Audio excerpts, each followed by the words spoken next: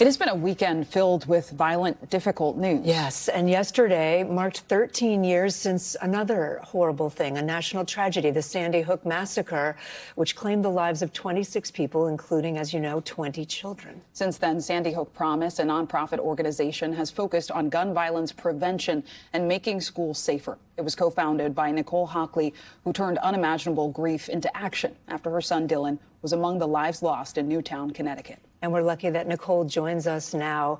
Nicole, it is so nice to see you again. We were talking during the commercial. It's just a terrible, awful period that we're in right now. The entire top of our show is about shootings and violence.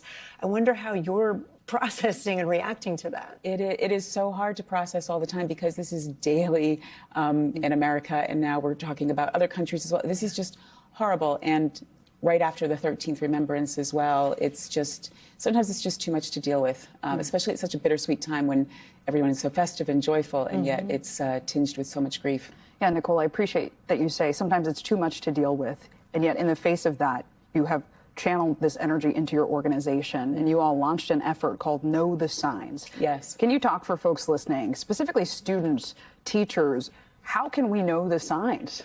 Well, almost every mass shooting, the shooter gives off warning signs beforehand. They tell someone, they put something on social media, they have a plan. And the more that we can teach kids how to recognize those signs and tell a trusted adult or an anonymous reporting system, we can intervene before violence occurs. And that's what Sandy Hook Promise was built to do, and that's what we do every single day.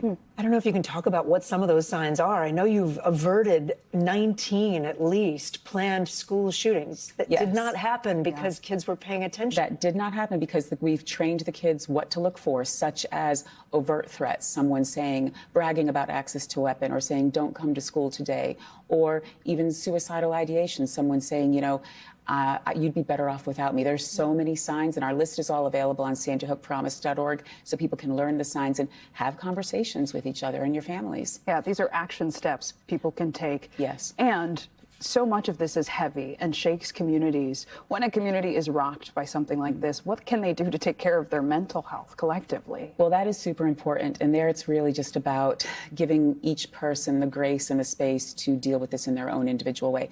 Always reach out. I always say to people, don't be afraid of asking me about Dylan. Don't be afraid to ask me how I'm doing each day. But be okay if I'm not in an emotional place to respond to you immediately. Just allow us to journey through this in our own way. Yeah, I think so many of us don't know what to say. We don't even know how to react anymore. It just feels, you get numb from especially in our line of work. Yeah, true, but you can't get numb because as soon as we become numb and normalize this, then we're saying that this is acceptable. When I think about Brown University, these are kids that they were Dylan's age. So Dylan would be 19 now. He should be in college. Right. And this is a generation that has grown up with school shootings, and yet we know that these acts are preventable. Sometimes it's just as simple as knowing the signs and saying something. Absolutely. I mean, Kate and I have reported a lot, unfortunately, on mass shootings, and we were reflecting on the fact that some of these students have said, I've already lived through previous ones. Yeah. What's your message for those students, specifically at Brown?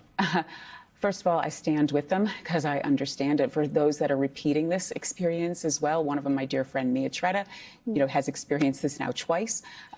This is unacceptable, and we have to do better. As adults, we have to do better. The next generation, we have to use our voice. There are so many actions that we can take. We can't let the politics get in the way. We have one more minute. What can people do? Anybody out there, what can they do? First of all, do not fall into hopelessness because there are so many actions. You can go to our website again, sandyhookpromise.org. Learn more actions, get involved, know the signs, have conversations with your children, have conversations with each other.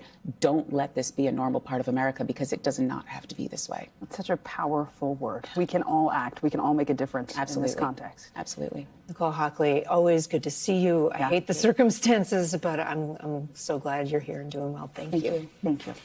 We thank you for watching, and remember, stay updated on breaking news and top stories on the NBC News app or watch live on our YouTube channel.